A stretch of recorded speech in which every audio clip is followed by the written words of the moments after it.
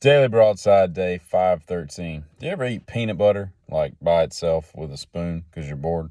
And put the peanut butter in your mouth, and then you get like some peanut butter caught between like your tongue and the back of your gums, and it feels, I don't know how to describe it. It's almost like gritty, and it makes you, I don't even know how to describe it. But if you know what I'm talking about, right now you're going, I know exactly what he's talking about. What is that? What is that? And why does it only work with peanut butter?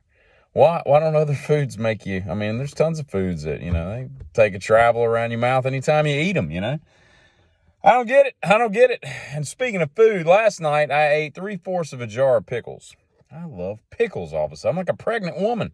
I never really ate pickles. Now they're on like all my cheeseburgers. Like I just eat them plain. Although I don't like them like whole. I'd rather them be sliced up. I like the sandwich slices. Those are kind of cool, but they're just easier to eat that way. I don't want to like hold a pickle and make a mess with all the juice and everything. But give me a fork and a jar of pickles. And I was sitting there and I was watching Once Upon a Time in Hollywood last night. I was up to like 1:30 finishing that godforsaken movie. It takes forever. I mean, it's a good movie. I like it. But, man, I've forgotten how long it was. And I was like, I put this on a little too late. I'm sitting there, and before I know it, I look down. I'm like, damn, I ate all these damn pickles. And then I was like, that's a lot of food. And then I was like, wait, it's really just like eating a big cucumber. It's really not that much food at all. I mean, I've gone to, man, you get me around what do you call those things? Like a vegetable tray with some ranch. It's like carrots and stuff. You can take the cauliflower and throw it in the trash. But everything else, man, I will devour that. And what's the difference? You put it in a little bit of fluid, and then now you can't eat that much? It's no different, really. My grandparents, my maternal grandparents, were completely against the idea of dogs licking plates. Like you finish eating, you don't let the dog touch the plate. You don't put a plate on the floor. And I'm not saying I did that my whole life, but it's happened many times when I had dogs when I was a kid, right? I don't know what it is satisfying about feeding a dog human food. I don't get it. Like it's almost like, that's right, I'm the coolest guy ever because now you know what steak tastes like. You're used to that dry dog food? Who hooked you up with some beef stroganoff? Huh? Anyway. But yeah, they didn't allow that. It was completely disavowed, that practice in their house. And I'm like, they had a dishwasher. I mean, it's not like they were living in the middle of, Montana in a cave or something. I mean, they had a dishwasher, or you can wash them by hand. Do you not trust soap? You trust a dog's mouth, the ability to overpower soap. I mean, think about that. They were a little dumber than I thought. Think about it, but whatever. And speaking of Once Upon a Time in Hollywood, quite the ensemble cast. But I watched JFK last week, another movie that you got to block off some time for. And I love it. I love most everything that Oliver Stone does, and I love that movie. But I'm going to go out on a limb and say that was the absolute, like, greatest ensemble cast in the history of film. Now, before you start coming up with your own little thing, what about this and what about that? Dude, it starts off with Walter Matthau and Jack Lemmon are in that movie. That goes back to the golden era, the pre-69 era of film, and then all the way up through, Kevin Costner's era and all. But, Tommy Lee Jones, Gary Oldman, that fat guy in Seinfeld. There's just tons of people in that movie, and it just keeps going on. There's probably close to 20 A-list stars in that movie. And now name me a movie that does better than that. I don't know if you will. And I saw a video yesterday of Bridget Fonda, who retired, back like 20 years ago from film and TV and on acting in general, to start a family and do what she does. And that's great. That's cool. Whatever. No problem. But somebody caught her in an airport. And I think this was a couple months ago. But they caught her in an airport and they're like, Bridget! And I'm like, bitch, I don't know you. Don't call me by my government name.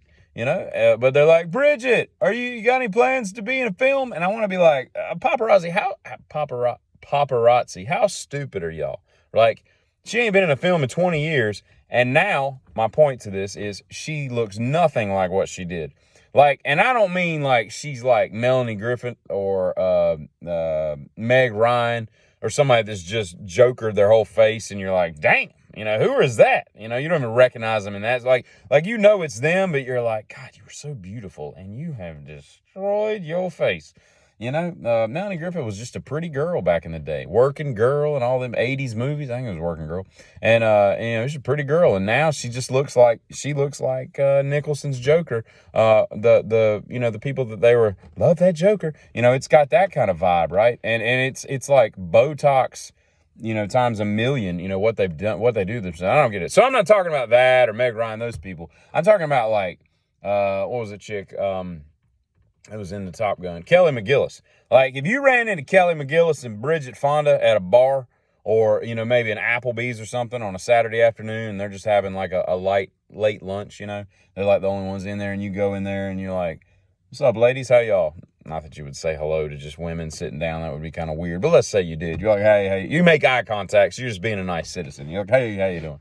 And they sit down and you're looking over there and you're just scanning the crowd because that's what people do. We watch other people.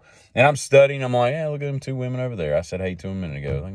And you're studying and you would have never in a million years been like, wait a minute. That's Bridget Fonda and what's the chick I just said? Kelly McGillis having lunch at the Applebee's. Look, damn, she just ordered a skillet. That's not happening, right? You'd be like, just two middle-aged women who don't go to the Curves gym anymore. Bridget Fonda, and she's not been in a ton of stuff anyway. She's been in a lot of stuff, but nothing really to write home about. I liked her in, what was it, Tarantino? Jackie Brown, of course, Singles is great. Single White Female's not bad, but, her bigger roles, her first role was in Easy Rider, which obviously her father was in with Nicholson and, why do I always want to say Anthony Hopkins? And it's the other guy on the motorcycle. I can picture him. He's got the Native American with the tassels on his coat. And Dennis Hopper.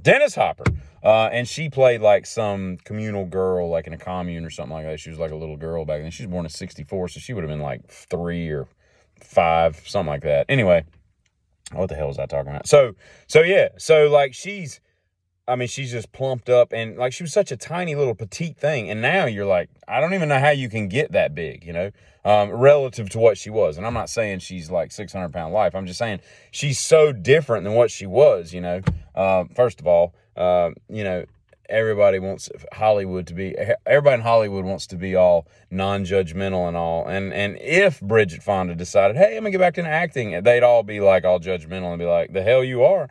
You can lose a ton, then you will come talk to you and we'll think about hiring you. They wouldn't hire her. Just like they kicked Kelly McGillis out of the Top Gun 2, is my understanding. Because why?